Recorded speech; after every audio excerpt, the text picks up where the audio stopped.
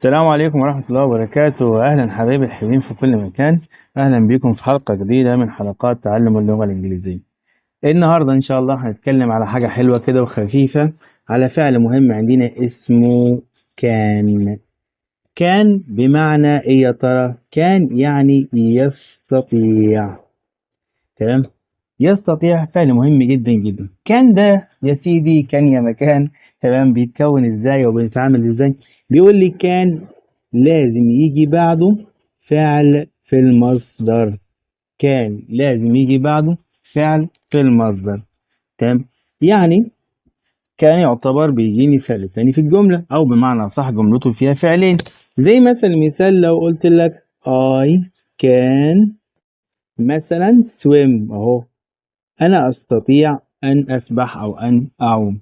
تمام؟ I can swim دي جملة بتقول إن أنت تقدر، تمام، إن أنت إيه، تسبح في الماء. طيب مثلا لو أنا حبيت أنفي كان ده هنفيها بإيه؟ قال لي هننفيها بنوت. تمام؟ مثال كده بسيط جدا، مثلا لو قلنا she can't أهو، أو cannot يعني، تمام، cook هي لا تستطيع أن تطبخ. بنت خايبة يعني ما تعرفش تطبخ. تمام؟ طب يبقى هنا عندي كان بيجي دايما بعديها الفعل في المصدر. طب لو انا حبيت اعمل سؤال مثلا على كان، قال لي بسيطة جدا، هتجيب كان في الاول، ثم الفاعل بتاعي اللي هو الضمير مثلا او الاسم، ثم الانفانتيف عندي اللي هو ايه، المصدر بتاعي. تمام؟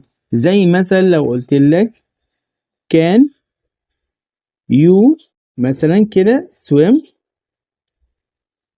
هتستطيع أن تسبح أو أن تعوم، يعني تقدر تسبح في الماء. إجابتك بسيطة خالص، بتقول مثلا إيه؟ yes نعم، yes I can، أو no I can't، يعني يا إما أقدر يا إما ما أقدرش. مثال تاني مثلا لو قلنا لك كده can he climb a tree، هو يتسلق شجرة. تمام؟ يستطيع هو أن يتسلق، يعني يقدر يركب شجرة مثلا. تمام؟ برضو نفس القصة، يا إما هتقول لي yes I can، يا إما no I can't. تمام؟ بس هنا أنا بسأل عليه هو، فمش هينفع استخدم I. تمام؟ ال I الوحيدة لما أسألك بي وأقول لك أنت. لكن هنا قلت لك can he climb a tree، هو يقدر يركب شجرة ويتسلق شجرة، تقول لي yes he can، نعم هو يستطيع، أو no he can't. تمام؟ مثلا مثال تاني لو قلت لك كان مثلا كده اهو، can you اهو ride a bike مثلا، انت او تستطيع انت ان تقود دراجة او تسوق دراجة، يعني بمعنى صح تقول yes I can، نعم انا استطيع. طب لو انا عايز اكون سؤال مثلا بأداة استفهام، يعني ابدا السؤال كان مثلا بأداة استفهام، قال لي بسيط جدا، هتجيب أداة الاستفهام في الاول برضو بنفس الترتيب. هتجيب عندي أداة استفهام ثم كان ثم الفعل. هنا حبايبي زي ما قلنا، احنا لو حبيت مثلا اكون سؤال بأداة استفهام مع كان مثلا، قال لي بسيطة جدا جدا، هتجيب في الاول كده أداة الاستفهام، تمام، اهو في البداية، ثم كان ثم الفاعل ثم المصدر بتاعي. تمام؟ يعني انا هاخد بنفس ترتيب كان، بس هزود أداة الاستفهام في البداية. زي مثال هنا بيقول لي ايه، what can you do، what can you do، ماذا تستطيع ان تفعل، تقدر تعمل ايه يعني، what can you do. فهنا رديت مثلا قلت I can swim، I can swim أنا أقدر أعوم. تمام؟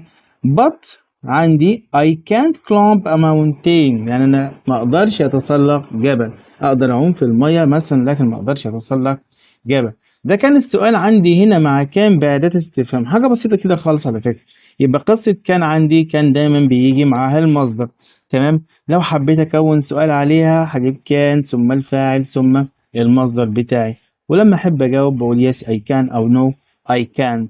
تمام؟ وهنا في سؤالي بأداة الاستفهام بجيب أداة الاستفهام في الأول أيا كان، زي مثلا what أو غيرها، ثم بجيب كان بعد كده، ثم الفاعل مثلا you أو he أو she أو أيا كان، ثم الانفينيتيف بتاعي مصدر الفعل، وبجاوب عليها ببساطة خالص. دي كانت قصتنا النهاردة مع الفعل كان.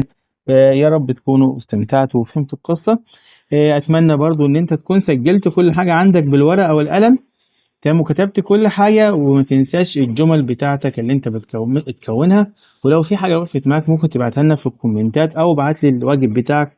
تمام، اللي هي الجمل اللي أنت هتكونها يعني برضو أنا هرد عليها وأصححها لك إن شاء الله.